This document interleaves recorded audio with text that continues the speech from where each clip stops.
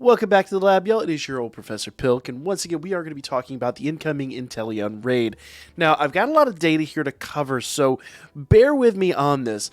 But first things first, if you guys have not subscribed, make sure you guys do so, because I think I've got some good information for you guys today, and hopefully we can continue this going forward. Now, we sat down last night and really analyzed Inteleon and what kind of attacks Inteleon was most likely to bring to the table. Now, number one, I think Snipe Shot is a guaranteed. Like, it's a signature move.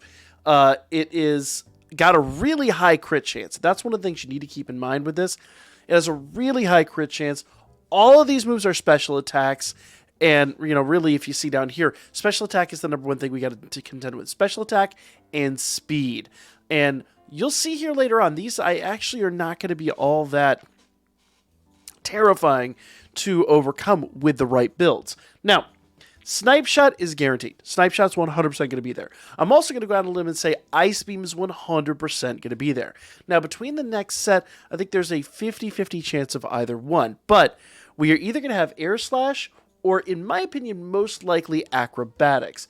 Because if you don't know, Acrobatics is a low power move. It's a 55 power move, but when the Pokemon isn't holding an item, Acrobatics doubles in power, becomes a 110 power move, and 100% accuracy. Acrobatics could be really devastating in this fight if you're not prepared for it. And it is one of the moves that can be both learned from TMs and just, you know, general at level 1. Acrobatics could be a horrifying prospect in this event. Same with Snipe Shot. Snipe Shot is going to have stab effect because it, you know, the base water attack. It is going to have a really high crit chance. It is a base power of 80.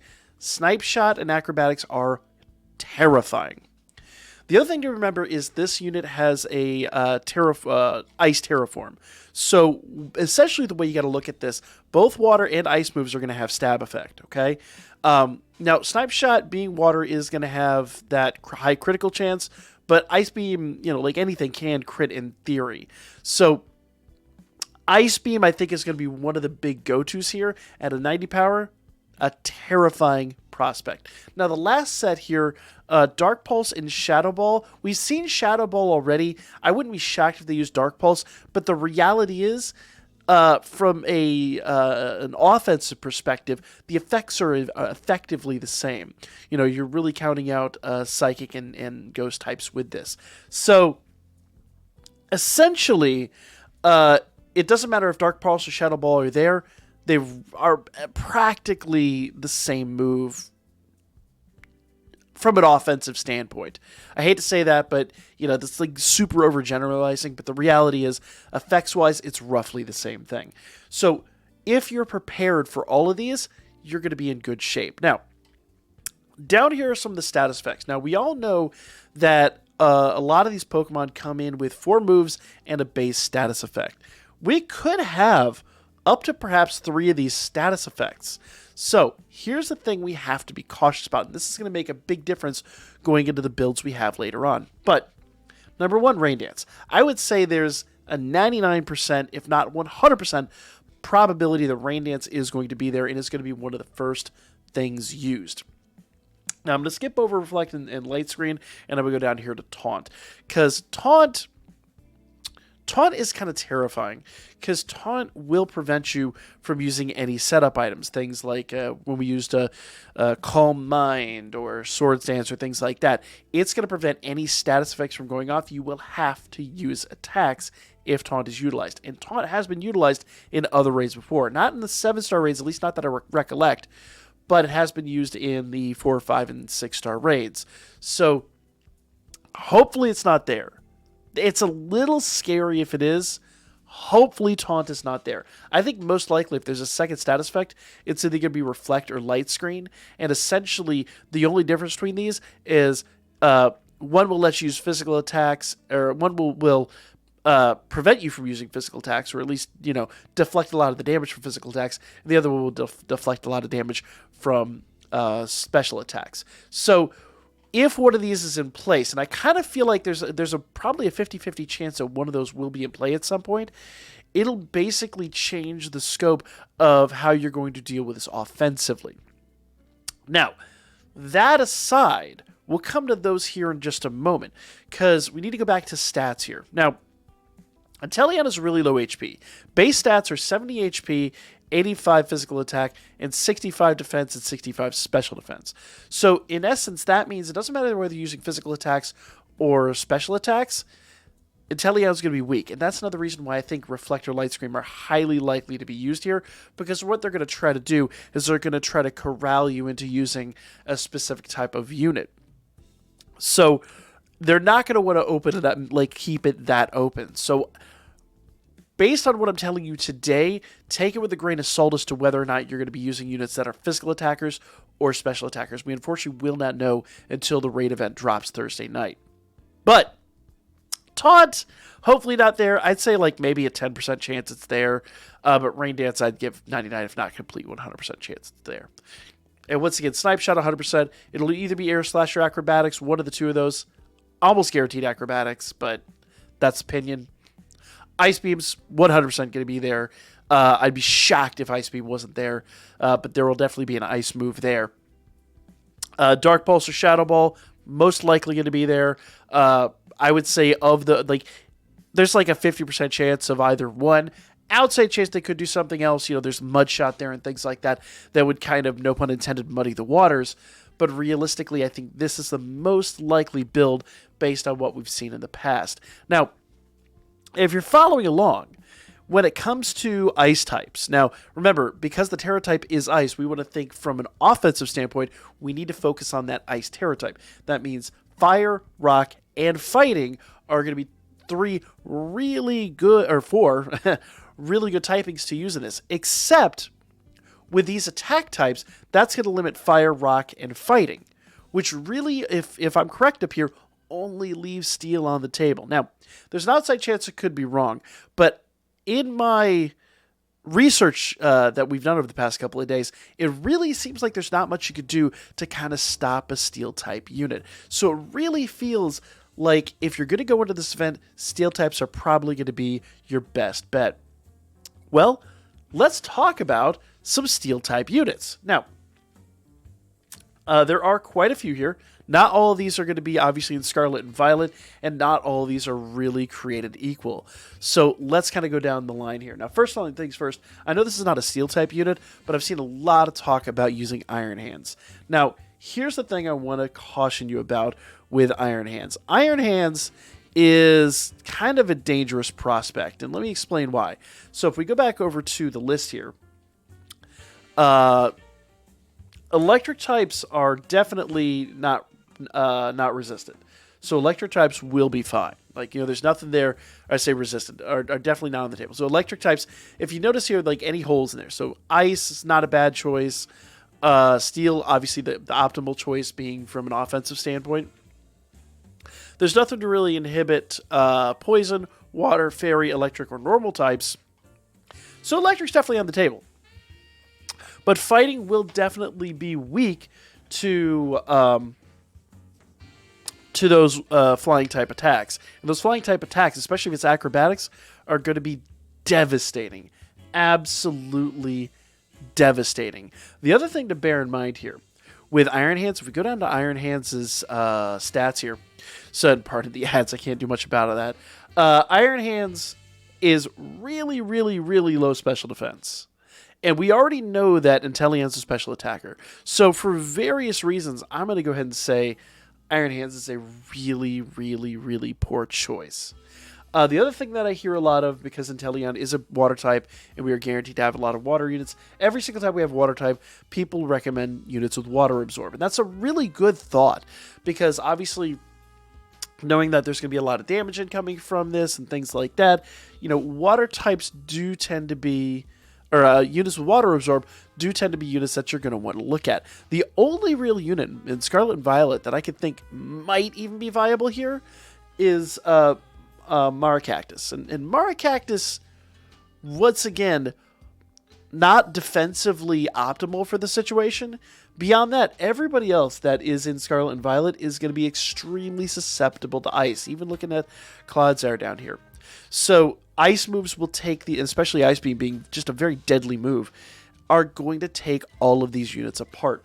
So as far as Iron Hands and Water Absorb go, I think these are really poor choices. Now, let's start talking about good choices. Now, I really personally wanted to use Berserker, just, kind of for the memes. I farmed up bred a shiny one. I thought it'd be really fun to use. And I came down here and I looked at the special defense. I said, nah, this ain't going to work. Berserker, unfortunately, as much as I wanted to use Berserker, ain't it. Now, someone brought up an interesting point, and I didn't even put this one on the table, and that's Lucario. Now, Lucario is a fighting steel type, but because of the combination of fighting and steel, where Lucario would normally be extremely weak to flying types, actually, Lucario, if I can get down here to Lucario stats, there we are. Lucario is damaged normally by flying types. Let's go down here. There we go. So where flying would normally be double effective, Lucario actually loses that, or I say gains resistance to flying, and that flying now does just normal damage. Everything else actually looks like it's pretty well resisted.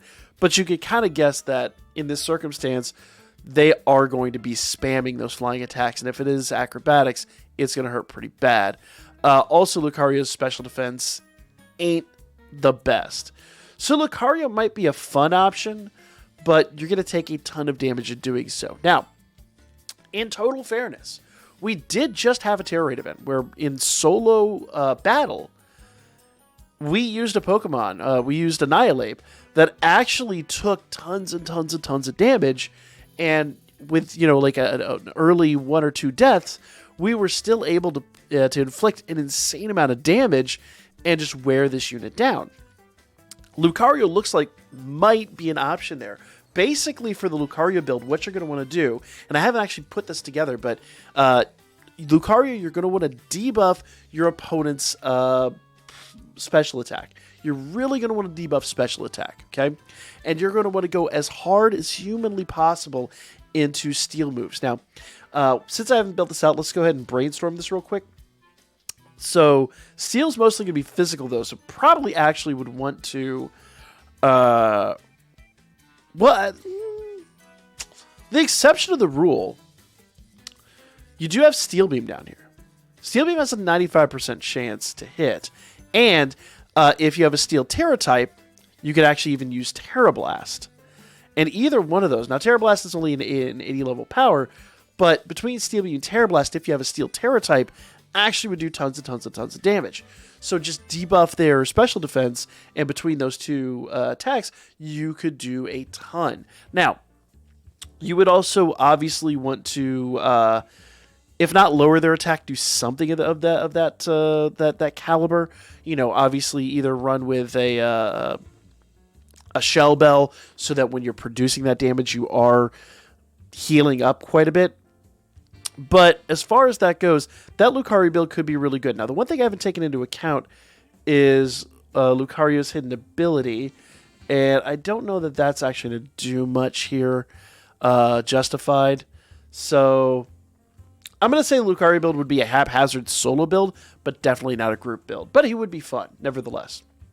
One of the mon that actually would be really interesting here, if he would actually populate, would be great, would be Gold Dingo. Now, Gold Dingo is a really interesting build. We may have to come back to Gold Dingo because he is, at the moment, repopulating. We'll come back to Gold Dingo in a moment. One of my standout builds, and this is one of the builds that I really want to put together for this, is Bronzong. Sounds insane, but hear me out, okay? With the hidden ability Heavy Metal, if we go down here, now keep in mind, Bronzong's a very, very heavy Pokemon. That's going to help us out here. 412 weight on average versus Inteleon, who's just way lower than that. Would easily be one of our standout options. Also because special defense is 116. So he will tank a lot of special attacks. Now, HP ain't great. HP is a little scary, but I think with the special defense, and if you raise defense, you'll be pretty good. Now, obviously, this is another one of those you're going to want to put a Shell Bell on, because as you're producing damage, you're going to want to be bringing in that healing. The main thing with Bronzong is you're going to want to debuff their defense or buff your offense. Now, here's an interesting thing. Bronzong is also Psychic, okay? So with Bronzong, if you had a Psychic Tera, which once again, while not the best from an offensive standpoint, in fact, you could still use a Steel Tera for that. Basically, what your options here are, once again, you've got Steel Beam, which is a great choice here. Trick Room is one of my outliers here. Trick Room essentially is going to let Bronzong go first, or let whoever's the slowest go first. So Trick Room is going to be one of those tricky, for lack of a better way to put it, one of those sneaky tactics that's going to really let you give it to your opponent. Now, also consider that Calm Mind is here. So just like we did with a Slowbro build, you've got Calm Mind, and you have up here, if I can find it again, yeah, you've got Stored Power, you've got all kinds of attacks that you can use with this. The other thing that I really like here is the fact that if all else fails, you have Heavy Slam right here. And Heavy Slam produces damage based on the differential between your weight and your opponent's weight. So since Inteleon is a very lightweight Pokemon, Heavy Slam is going to do excessive damage. So you could use Heavy Slam to produce damage while you're still buffing your special attack to go in and do something like Steel Beam. So crazy as it sounds, Bronzong, who normally would be a more defensive or support type unit, and actually could be a really good support unit here, could be used to a lot of effect to produce a ton of damage. Okay, looks like Gold Dingo is populated here, so let's talk about Gold Dingo real quick. Gold Dingo is a Steel Ghost. Now, once again, both of those seem like they're going to be really good here. Gold Dingo's special defense isn't terrible. 91 special defense ain't bad. It's not great, but it ain't bad. Special attack, 133, very nice. So, once again, let's look at the Steel moves. So, you've got Make It Rain. 120 damage, 100% accuracy. Fantastic move. Okay, now what we're going to want to do is we're going to go ahead and want to buff our special attack in that regard. So he's got Light Screen, which you can actually use to reduce some of that incoming special attack damage. That'll be really good. Let's see. Do we have something here? He's also got Heavy Slam, but I don't think that's going to be... Let's see. What does Gold Dingo weigh? No, Heavy Slam's not an option. That's not going to work. He's only 66 pounds. So definitely not great there. Also has Steel Beam, though. Let's see. I'm sure he's got something, but I'm not catching it right on the corner of my eye here. That would buff special attack. Let's go up here to his base attacks. So we've got Astonish Tackle, Confuse Ray, Substitute Metal Sound. This is a Steel status move. So you've got options here. You can actually buff Gold Dingo up to, or also take your opponent's attack down or increase your defenses, however you want to handle that. But Gold Dingo would be a really substantial option. And we'll build some of these Mon out and show you full builds on these here later on. Now, I have two more to show you here, and King Gambit might be one of the most interesting options here. And I actually built King Gambit a while back for another Tera Raid that didn't work out. But King Gambit, being a dark type and being a steel type, is going to have a lot going for him. The only downside with King Gambit is special defense ain't great. And because King Gambit is a physical attacker, if physical attacks are, if he does use one of those status moves to reduce physical attacks, then King Gambit's out the window, unfortunately. So King Gambit is very conditional on being able to use physical attacks, and probably either being able to build up special defense or being able to reduce special attack enough that you're not taking insane damage. Finally, another good mon for this is going to be Tinkerton. I love Tinkerton, just in general. Tinkerton is wonderful. The GOAT. The GOAT! So, Tinkerton has awesome special defense. Check that out. 105. And a decent amount of speed, but noted not enough to outspeed Inteleon. Though HP is a bit lacking, the nice part is the stats are kind of where you want them on this unit, though. Special attack isn't... Well, even physical attack, neither one of those are really great nor really terrible, but special defense is really good. She's just a very well-balanced Pokemon, just, with a hair extra, gone into special defense. Just, once again, a pretty well-built Mon altogether. Now, she has enough steel special moves with Flash Cannon. She's got steel physical moves, and if we go down here to her TMs, actually it looks like she's got a short list of TMs, funny enough, but she does have Fake Tears, Draining Kiss being a fairy move, and fairy is definitely not resisted. A lot of it's going to come down to the Terra type, because remember when you do terrestrialize your Pokemon, you probably are going to want to terrestrialize with steel types, depending on the types of moves you're outputting. But remember, the Terraform will boost the damage from that output a little bit more. So if you actually have either Steel or Psychic on her as far as the Terraform goes, you're going to be in really, really, really good shape. You just kind of want to aid that accordingly. And the nice part is with her special attack and her her physical attack and her special attack being about even, your options are pretty well open. So what I'll do is I'll build a few of these Pokemon, and we'll talk about those builds here a little bit later. But hopefully this gets the ball rolling, gets you thinking about what you want to do. If people are saying Iron Hands or Water Absorb, just remind them those are probably poor ideas.